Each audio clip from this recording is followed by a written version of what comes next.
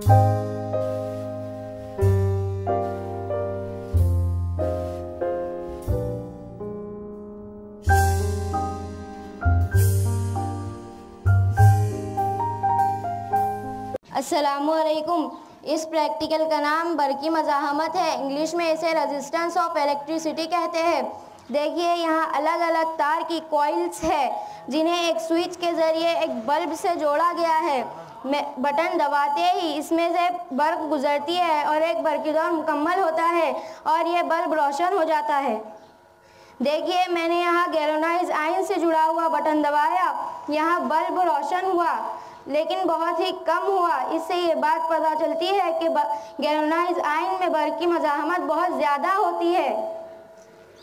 मैंने निक्रोम से जुड़ा हुआ बटन दबाया लेकिन यहाँ पर भी बहुत कम बल्ब रोशन हुआ है। इससे ये बात पता चलती है कि ये निक्रोम में भी बरकी मज़ाहमत बहुत ज़्यादा होती है।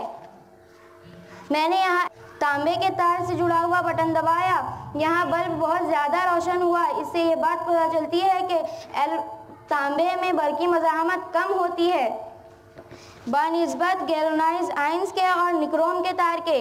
और इससे हमें एक बात और पता चली है कि तांबा बर्क का बहुत अच्छा मौसिल है।